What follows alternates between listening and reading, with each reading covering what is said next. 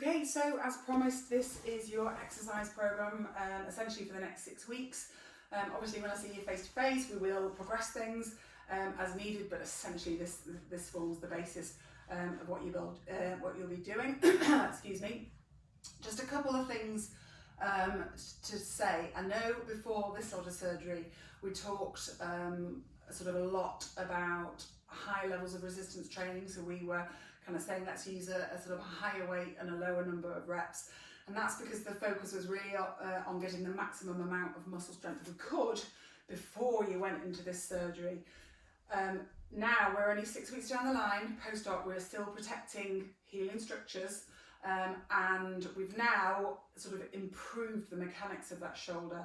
So this is as much about reteaching that shoulder how to move, breaking down that movement pattern that you've had for over a year now.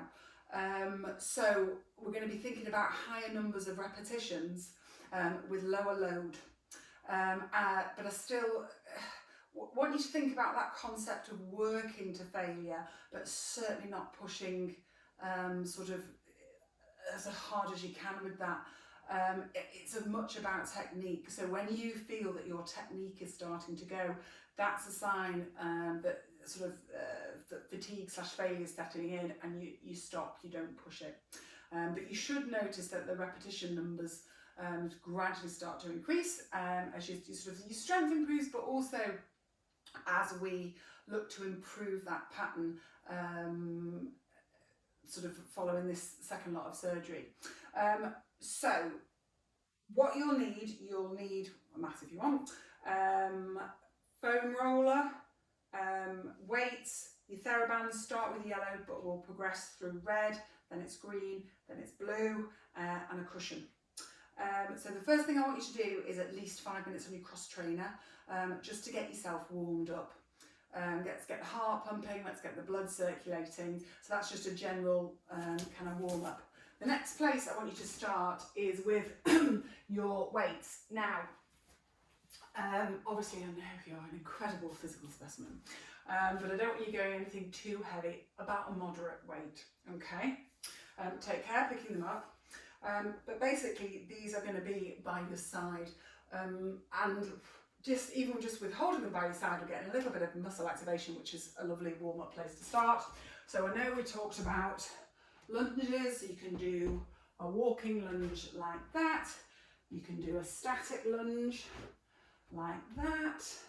You can do back lunges into reps, whatever you want to do really. I think we talked about squats as well. So narrow squats with your arms by your side. You can do a wide squat with those arms in front. So the arms aren't really going anywhere, but they're holding on to a moderate weight, which is a good way again of just getting those muscles awake and alert and ready to go. So that's where you start with those, and to a certain extent do as many as you want with those. It'll be your quads, your hamstrings and your glutes, which should start complaining with those.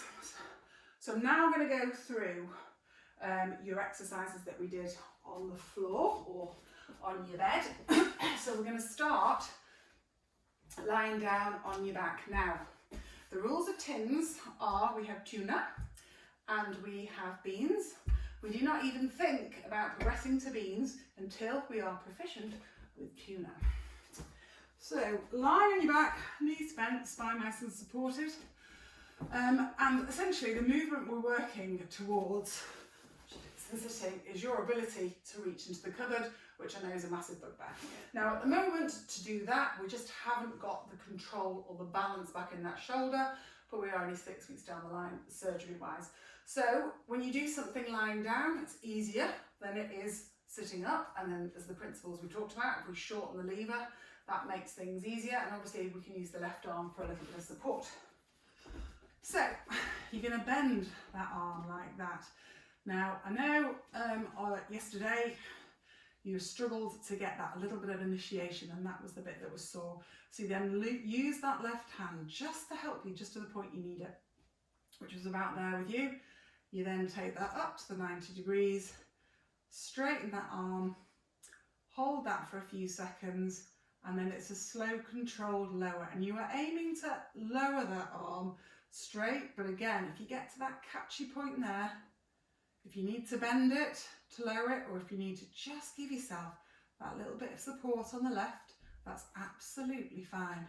So again, it's bend up, lift, bit of support if I need it, up to 90, straighten my arm, hold it for a few seconds, slow, controlled, lower, down. Okay, again, bend, lift, straighten, hold, slow, controlled, lower, down. And as I've said at the beginning, there's, to a certain extent, there's no magic number. It's all about your technique and your awareness of what you're doing. You'll probably find the first few a little bit harder, and then you may find the first 3 or 4 you need a bit of support, but then actually after that you're able to do it without that little bit of support, just as muscles start to kick in and get what we want them to do. 10 to 15 reps, fine. If that starts to feel easy, then that's what we need to start to add a bit of resistance. So you've done your 10 to 15 of those. Your next bit you're going to work on is with your chin and tuner. So we've lifted that arm up, tuner goes into the hand from the left one, and you can just do a static hold like that, and then we progress to doing little circles like that. And then as that starts to feel easy, you then gradually increase the size of the circle. As we found out on Friday, that was easier, that was harder, and that's when we started to lose a little bit of control. So again, this is about you tuning in to what that shoulder can cope with and manage, and you're really monitoring for that hitching, because that's not what we want. So it is thinking about putting that shoulder blade in your back pocket. Obviously reverse your direction of your circles, and you can even move to things like figure of 8.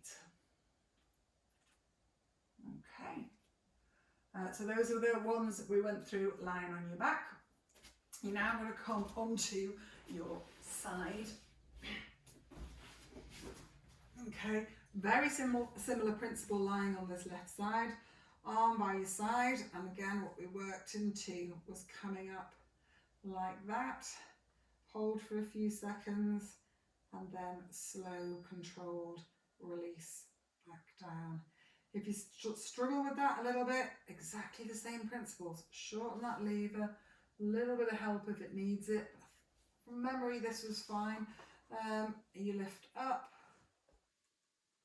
straighten that arm, hold for a few seconds, slow, controlled, lower. Bend, flap your wing, straighten your arm for a few seconds, slow, controlled, lower. Bend, flap your wing, straighten your arm, hold for a few seconds, slow, controlled, lower. I think the thing I've just realised I forgot to say is think, again, it's about avoiding that pattern. But I think the prompt on Friday was think about pushing that little finger down towards your ankle, so you really get that nice elongation through there. So it's that push that little finger down, or push that elbow down, lift up, straighten the arm, hold for a few seconds, slow, controlled, lower down. Okay, and then again, progression's exactly the same. Add that tinner tuner in, lift it up, static holds in that position, your small circles in that position, gradually increasing the size of them as you sort of are able to maintain control, and your figure of 8s. Okay. Also in this position, which I didn't go through with you yesterday, which I forgot, you want the cushion just on top of that hip and that arm, so just so that elbow is splintered a little bit away from your hip. And what you're going to do is that external rotation, so that turning out. So to begin with, you're just lifting up, the weight of your own arm is enough. What I want you to concentrate on is looking at what goes on here, because we want rotation at this humerus here. What we don't want is whole body rolling back, okay? So it's really about trying to isolate that movement and get that rotation, hold for a few seconds, and then really slow, controlled lowering, and let that arm come right the way down towards your tummy. So we're working through full range. Lift it up, hold for a few seconds, slow, controlled, lower. Again, same principles apply. On a pillow for your head. You can use that left arm just to give you that little bit of support if you need to get it up, and then do your static hold. And then the principles of tins apply, tuna over beams. So you just add a small weight in as well, hold for a few seconds, slow, controlled, lower. Okay, oh, there's one other one on your side, which I'll have to come this way around for. And that is just starting to work, reaching that hand behind your back a little bit. I don't want anything forced with this. I don't want you using weights with this. It's just having a little stretch and seeing if we can work that hand, that thumb up your spine a little bit. Okay, so that's that one as well. So it's just range of movement exercise really. Reach your hand behind, bring it back up. Reach your hand behind, bring it back up. Okay, so that's that one to do. Right, your next ones were on your tummy. Let me come this way around. Okay, so lying on your tum. And you were thinking about having fingertips up towards the ceiling. And so you're going to, first of all, bring those shoulder blades together at the back, okay? And then you're going to lift, leading with that little finger up. Hold for a few seconds. Lower your arms. Lower your shoulders. And again, shoulder blades back. Lift up your arms. Hold for a few seconds. Lower the arms. Relax the shoulders. Again, once that starts to feel quite straightforward, I think we worked to a low weight with this on Friday. Shoulders up, lift up, hold for a few seconds, slow controlled release. And again, definitely do this with both arms as we talked about before. When you're working muscles hard on the opposite limb, you will still get carryover to the effective limb. So that is definitely one that exercise lends itself to being worked on both sides. Now, I know we talked on Friday about going into your kind of skydivers. Now, for you doing that on the floor, you'll struggle because you can't quite get into that position yet. So it may well be you need to do it at the edge of the bed, so this arm can drop over the side a little bit. Or if you are exercising on the floor, just simply work. So rather than leading with the little fingers, work round to palms down and coming into that position. But ideally you want to be there, so you're almost like a W shape, and you're going to come up like that. So you may as well bring your glutes in as well, lift your feet up, but really squeezing the backs of those shoulders, and slow controlled, lower down, and again, up and back, and slow controlled, lower down. Okay, so that's those ones to be working on from the sort of floor or bed based exercises. The other ones I went through, as I say, start with your yellow TheraBand, but if that starts to feel too easy, because there's quite a lot of give in that, progress onto your red. We had you resting in that position like that, so putting a little bit of tension on like that, but resting on your forearms. So I'm just going to do it.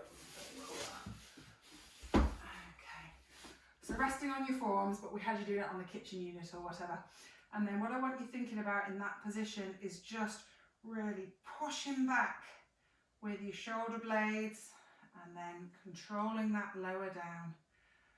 Push back with your shoulder blades, control that lower down. So we've got a little bit of weight going through that arm. We've got the tension from the band, and we're really just working on getting that movement essentially, which is a really good strengthener for the shoulder blade muscles. So that's that one to work on. And then your final set are using your foam roller, and again, your TheraBand. Okay, so you've got your band between your hands, like that, just on a little bit of tension. Resting your forearms on your foam roller. Maintain that tension. I want you coming up to a nice stretch and slow, controlled, lower down again. So maintain that tension on the band, and we're lifting up and slow, controlled, lower down. And again, lifting up, slow, controlled, lower down. Okay, and then we also had you doing it, or trying to do it, from the side. Now this was a little bit harder, so again, try it. If it's not working for you, don't worry about it at all. But ultimately, we're aiming to have you doing that. But what I want you doing again is being very aware of what's going on. What I don't want, what I don't want is that hitching pattern. So it's thinking about shoulder blade in your back pocket. That stays down. Can I get that to slide up? So down. Can I get that to slide up? So again, it's that nice short lever, but we're trying to reteach that movement pattern that breaks down that shoulder hitch. And then ultimately, again, you can add in that little bit of TheraBand as well. But really be governed by how that feels. This was tricky on Friday, and I don't want you pushing into something. If it feels too uncomfortable, we'll build back up to that, and we'll get to that. Okay, so that's plenty to be working on between now and the next time I see you. And as I say, what we'll do with all of these exercises, that's very much the basis, and we'll look to build on those and build on those until we get to 12 weeks post-op, when we can start to add in higher levels of resistance and more specific resistance training, really. I hope that all makes sense. Any problems, just text me.